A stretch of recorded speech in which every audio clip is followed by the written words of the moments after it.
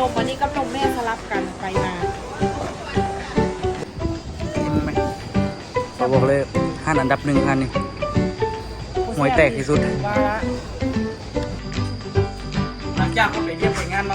มืดคนมากันรู้สึกเมื่อยเพลียก็เลยพากันนอนทุกคนนอนยังพักเลยนอนแบบว่าเล่นทางยาวเมื่อยนะเด้อสบายดีตอนเช้าเนาะทุกคนเนาะไปเบิ่งมื้อนี้นี่กะเฮ็ดเอกสารกันยังบ่แล้วอีกทุกคนมันมีหลายแนวเนาะมีหลายแนวมีเรื่องราวในกันสิคอนสิวาก็ได้มีเรื่องในช่วงที่เขาเฮ็ดอันนี้ถึงขั้นแบบ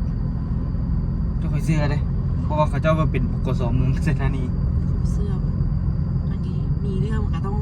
หาคนอื่นมาเปลี่ยนเฮ็ดเบียดเอาในช่วงไว้อะไรเด้โอ้ไว้อะไรกับหมู่กันพอละเจ้าพันตอนนี้นี่กะเอกสารบ่ทันแล้วเนาะวันนี้ก็เลยสิเดินทางกลับลองซานเลยทุกคนแต่ตอนนี้นี่ยังเลยทุกคนเนาะยังไม่ได้อาบน้ำเหรอโตทีเนาะวันนี้สิไปซื้อนมซื้อสิ่งจำเป็นที่เขาจะต้องซื้อกลับเนาะหลักๆกับเป็นนมส่งกับเป็นไปเอาปั๊มทุกคนปั๊มโอ้ยเขาจะเฮ็ดใหม่หมดเงินหมดหลายแต่ก็จำเป็นเนาะทุกคนมันได้อันนี้ละได้เฮ็ดละก็เลยแบบจำเป็นต้องได้เฮ็ดเพื่อนั่นแหละไปซื้อนมให้ออโต้เพราะว่าเมื่อลองสารนะยานั่นอยู่ลองสารสิกินให้มันกินนมเก่าเหรอสิกินนมใหม่กินนมนี่แด้แล้วก็ค่อยคิดว่าค่อยจะเอาตัวนั้นไปก้อนค่อยจะกินปุ่นกันไปปุ่นกันมาปุ่นไปปุ่นกันมาท่านเขาจะกินอะไรก็กินอันนั้นสิหรือเปล่ามันกินนมมันนั่นกะนมอันนั้นมันเป็นนมที่แบบว่าเด็กน้อยตบเกณฑ์แห้งๆขนาดกินนะค่อยซื้อมาโอ้ยกันมากินแล้วมันตึงขึ้นมันแสดงว่ามันดีเขาไม่เชื่อค่อยกินสลับกันนะย่านกินบ้านเดียวย่านทอกโพงนะมื้อนี้ไปเอาปั๊มทุกคนไปให้กระเจ้าเฮ็ดให้ประมาณ 3,000 นี่แหละนักหน่วงเลยเจ็บหนักแต่ก็จำเป็นไป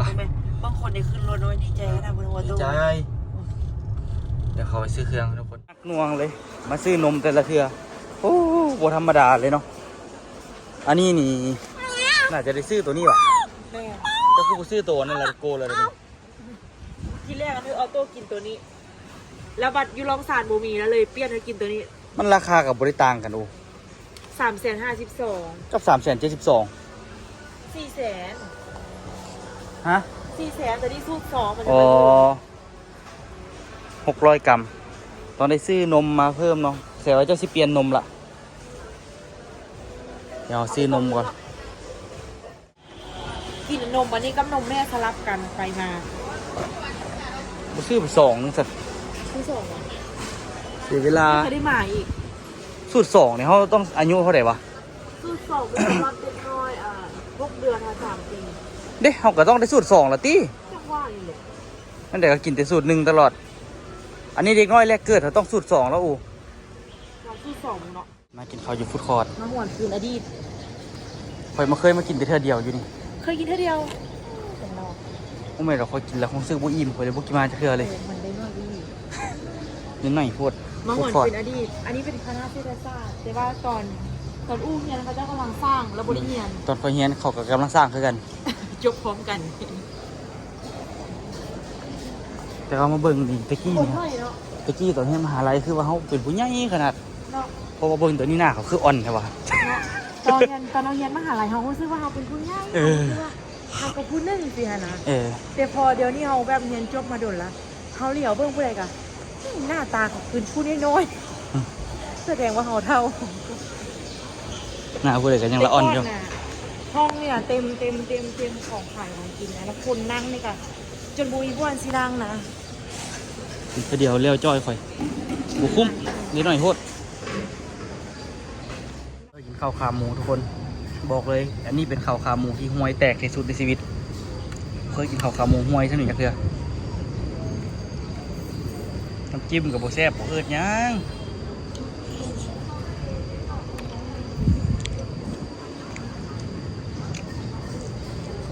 กินฮอดอาหารบ้านนาคองสันประทายเลยสั่งประทายเลยกินไปให้ไหนทุกคนพออย่ายาเข้า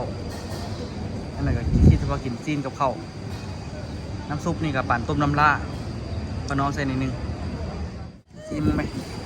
เขาบอกเลยหั่นอันดับ1หั่นนี่หวยแตกที่สุดว่าละเสียดายไปกินยูฮันเนาะเป็นไงแซ่บพี่ตอนมีใส่เสื้อกว่าว่าละเรียกกันมีใจหลักแล้วขี่คานแบะสะดอกกันเลยว่าน้านี่ซะโคตรห่วยเลยกินไม่บ่เอาเงินแจ๊บอยู่ไหนจอแจ๊บบ่เอาน้ำซุปข่อยไปแทนบ่คืนกับลงเมื่อกี้ให้ก็กินน้ำล่ากับมีอันนะแค่รสหนึ่งมีหัวใส่เท่าหนึ่งกับใส่ข้าวน้อหนึ่ง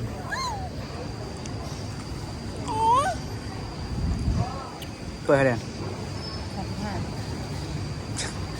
แพงเนาะสมัยก็ยังเลยด้วย10,000 5 ปีที่แล้วโอ้ยน้อคนบ้านเฮาตอนนี้กำลังสิไปเอาปั๊มทุกคนไปเอาปั๊มแล้วก็กลับมาเฮือนขนรถขึ้นหลังรถ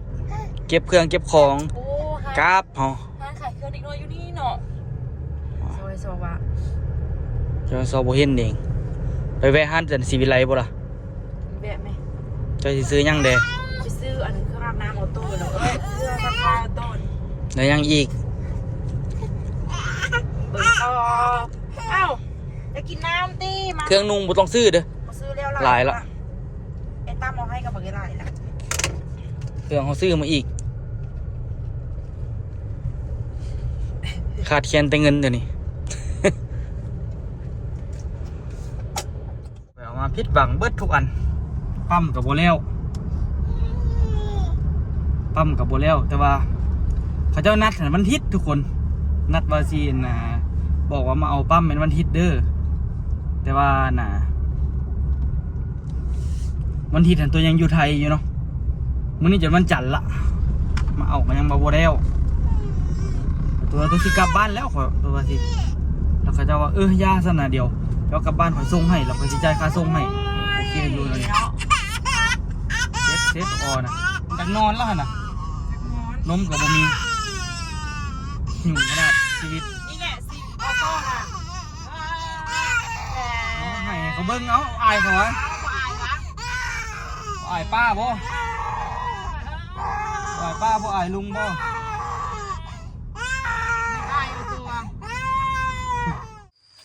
หลังจากเขาไปเรียกไปงานมามืดทุกคนมาแล้วก็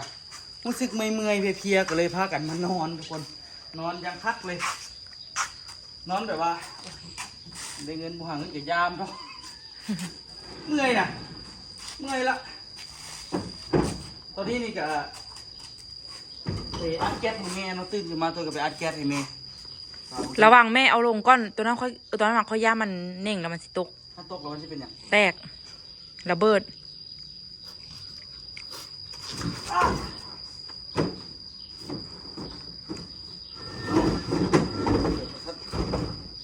เฮ็ดมาบ่ได้กี่ปีแล้วอันนี้มันลุกก็ยังบ่แตกแก๊สนี่ถึงมันสิแตกแล้วมันก็บ่ระเบิดครับมันบ่มีแปลวไฟนะ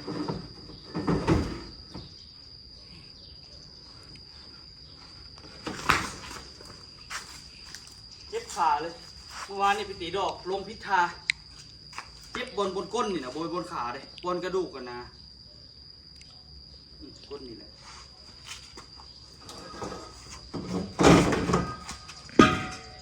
มึงว่าไปที่เอาไปถึงอันนี้ทำมืออยากหนักนะ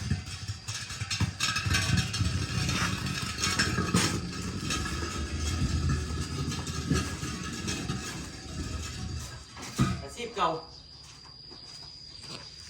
หรือว่ามีอีกวิธีนึงถ้าอยากสะดวกสบาย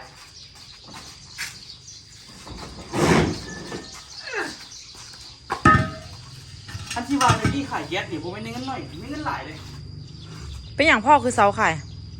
กระเบื้องสังขารแล้วดูโอ้มันเงินดีแต่ว่ามันหนัก ใค ามีลูกค้าประจำไม่หลายแห้งคักเลยเนาะโอ้เห็นอันนี้เลยว่ะ นี่มาซีบป่ะ เสี่ยวไว้ให้ดีๆดู ก็ดีเลยนี่นะ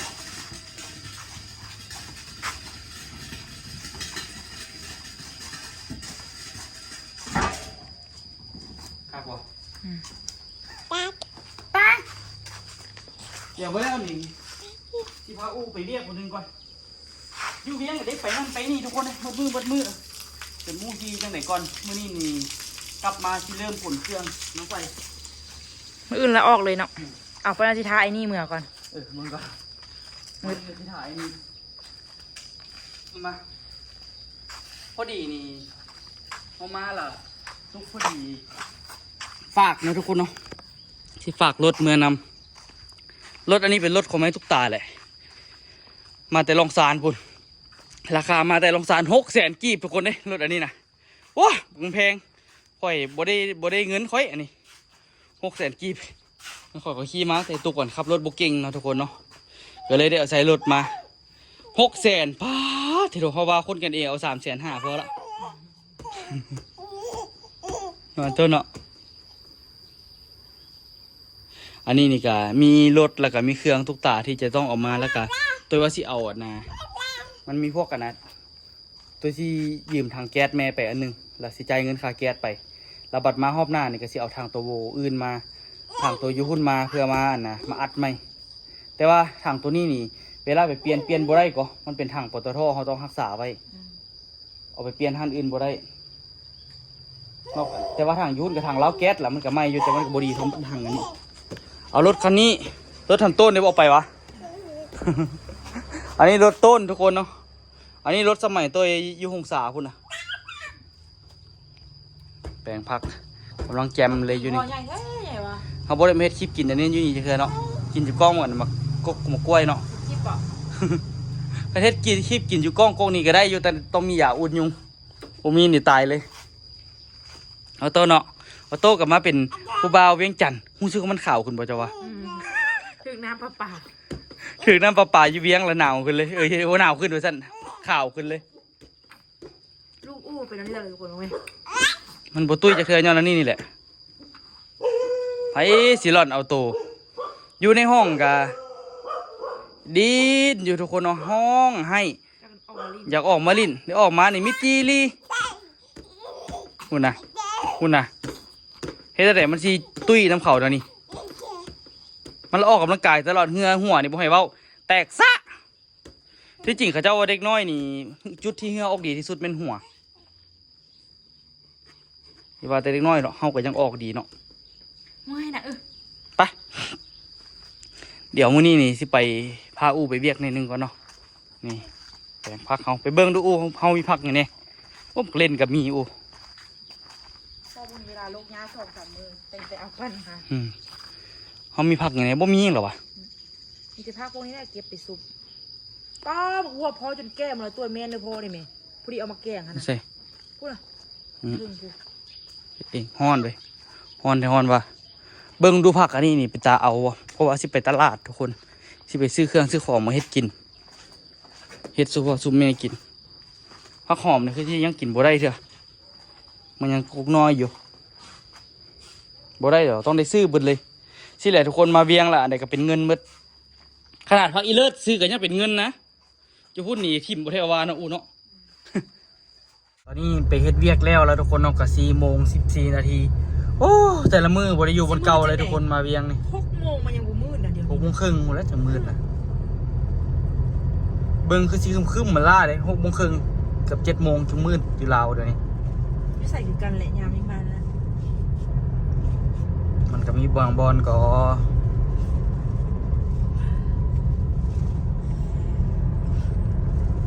ตอนนี้ก็กำลังเดินทางกลับเฮือนนะทุกคนเนาะไปเบิ้งน้ำกันทุกคนว่าข้าราพอสดมาสิเอารถจักรขึ้นไว้มัดปลาไว้เอ้ยตกลงสิกลับหรือบุกลับเนี่ยเอาบ่ได้กลับ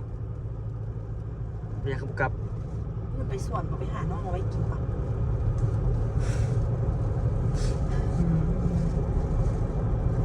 ไปกับไป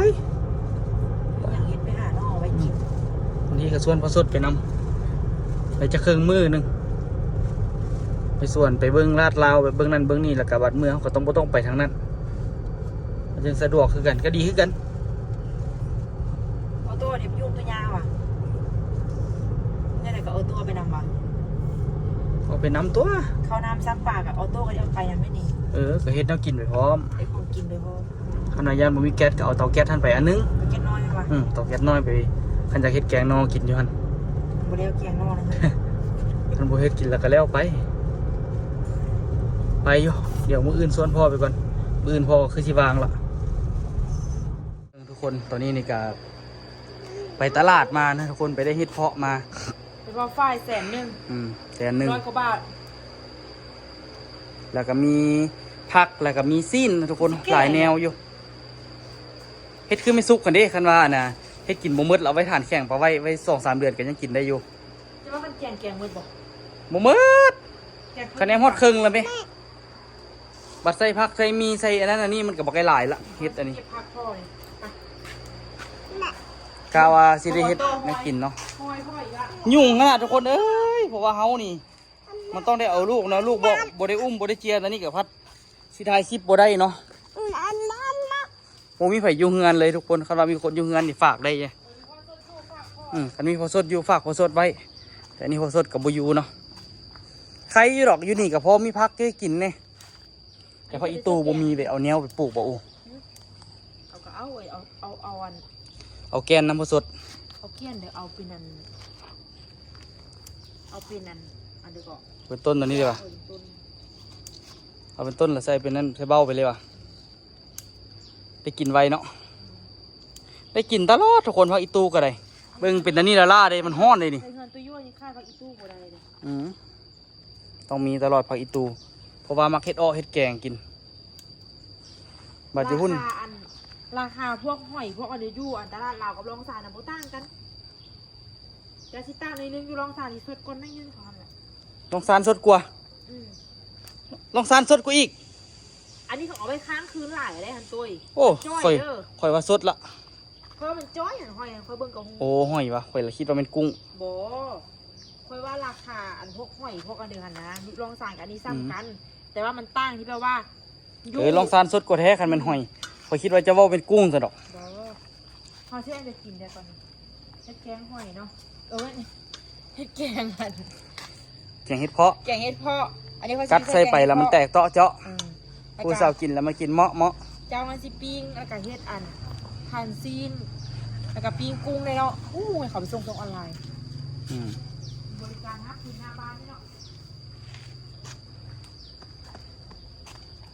เดี๋ยวเอาวะหมดพอด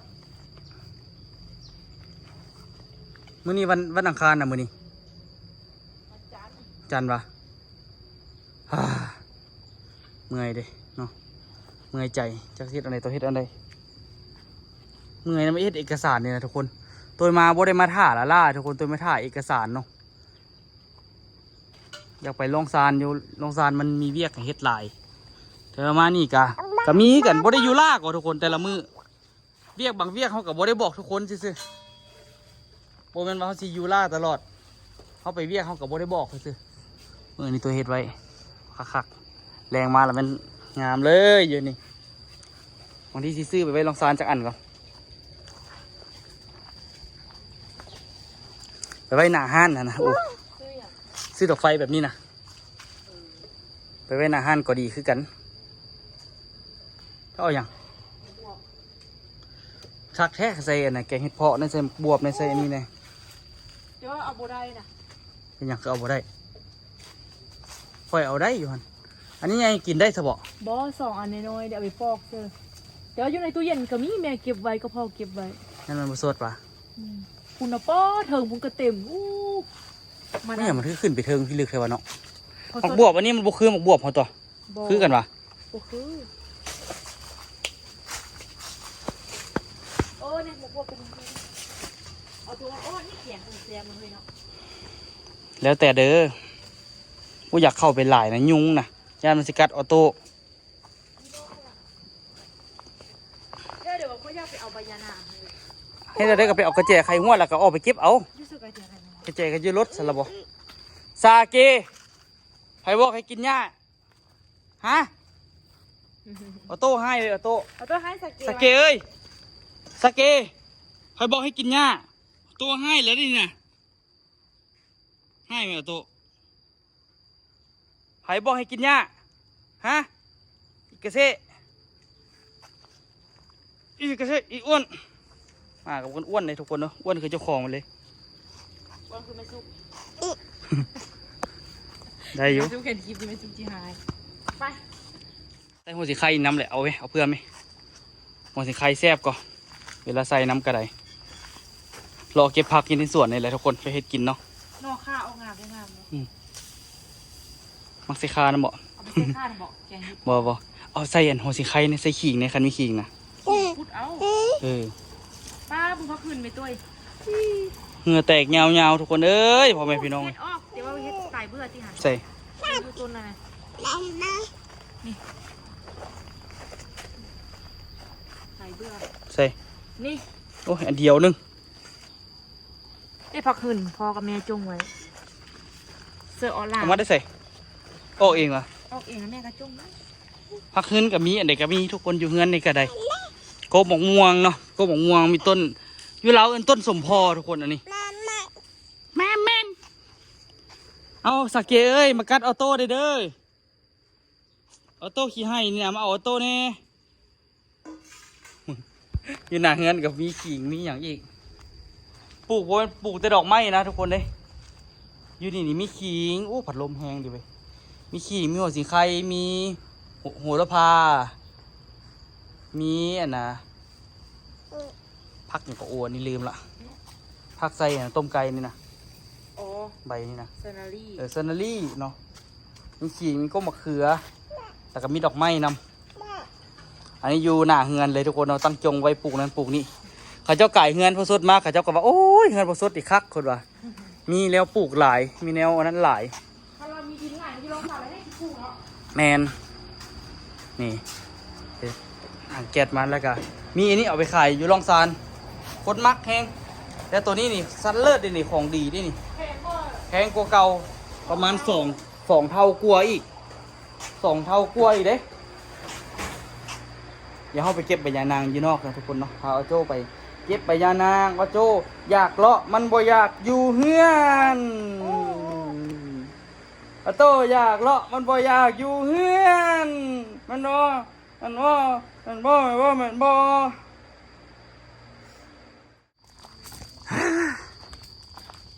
เมื่อยไล่เมื่อยนำเอกสารมันบ่ได้อยากกลับลองซ่านแล้ว แต่มันบ่ได้กลับ แสดงว่ายาหารก็ไม่มีแต่มาเอาผู้เดียว ค่อยเบิ่งแล้วจังได๋ก็ต้องได้กลับมื้ออื่นแหละโอ้เพราะว่าสมุนครัวมันบ่เข้าบ่ออก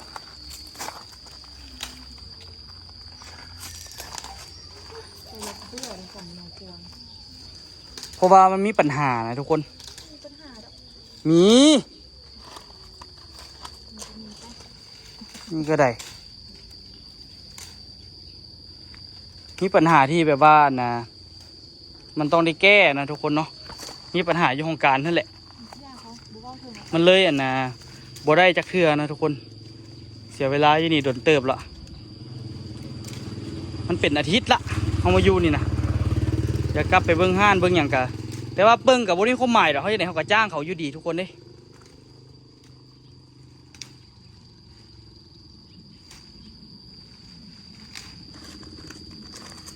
พอเขาไปเขาก็ต้องได้จ้างให้เขาเฮ็ดให้คือเก่าพอละ อ้าวสูซี่มันออกเลยเดี๋ยวย ามันเข่าได้มันออกได้อีนั่นนะ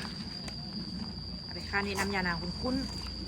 หลายแนวอยู่ทุกคนเรากินมื้อนี้ก็ได้แต่ว่าเอาปันยังอยู่เลยทุกคนเพิ่นมาซื้อรถเพิ่นยังเฮ็ดเอกสารหลายแนวอยู่แบบมื้อนี้มีพอสดกับพาเราไปมื้ออื่นเราก็สิได้กลับละทุกคนตัวกับอูเลยพากันเฮ็ดแนวอยู่แนวกินแซ่บๆสู่เรากิน เจ้านี่เท่าไหร่คูณเท่าไหร่นี่ 30 คูณ 30 กวงเนาะตะกี้นี่ที่จักรวาลคือ 30 คูณ 30 เม็ดหนึ่ง8,800จังวะล้านกว่าบาทบ่ ร้านก็บ้านทุกคนยินเงินตัว กดตัวสี่เหลี่ยมปาไว้สี่เหลี่ยมจึ๊กเอาไปเลยมาสุซี่มากดสี่เหลี่ยมก่อนเอากระแจมาใส่บ่เป็นพวกเจ้านี่เอามา เอาตัวซี่เข้ามา สี่ลูกคือกันบาทอีกละ ตัวเก่าหันแหละอยู่เงินนี่แหละทุกคนเนาะวนไปวนมาวกไปวนมา มื้อนี้เฮ็ดแนวกินหลายเติบทุกคนแต่ว่าเอาไว้เจอกันคลิปหน้าดีกว่าซะทุกคนเนาะเพราะว่ามื้อนี้ตัวกับบริลงคลิปจักคลิปเถื่อเอาขอเป็นคลิปนี้คลิปลงตอนแรงล่ะไปเบิ่งน้ำกันทุกคนเนาะเมนูเลี้ยงเอาปันเลี้ยงทรงเอาปันกับเมืองงาเนาะที่ตัวเคยไปอยู่น้ำลาวแล้วก็บอกว่าทุกคนสิจื้อบ่ตอนไปเมืองงาทางไปลำบากแล้วก็อย่างรถไปอีส้มเลยทุกคนเนาะขี่อีส้มไปขี่ส้มเซี่ยวไปแล้วก็ไปข้างเงินแล้วก็ติดรถหัวอีกเนาะยูฮันยุ่งยากหลายเติบทุกคนเนาะก็เลยแบบว่าได้เลี้ยงทรงคนไหนนึงถ้าตัวไปอยู่น้ำเล้ากับหลายมือเติบได้ทุกคนเนาะไปลินยูฮันประมาณ 3-4 มือนี่แหละเพิ่นก็ดูแลเขาอย่างดีเนาะเขาก็ซีได้ดูแลเพิ่นตอนใกล้สิกลับเนาะไว้เจอกันคลิปหน้าทุกคนสำหรับคลิปนี้บายบายทุกคนสบายดีเด้อเอาโตสบายดีเนี่ยโจ้เปิดกล้องพี่นะเฮ้ยเปิดกล้องพี่นะเฮ้ยเปิดกล้องพี่นะเฮ้ยบายบายเด้อ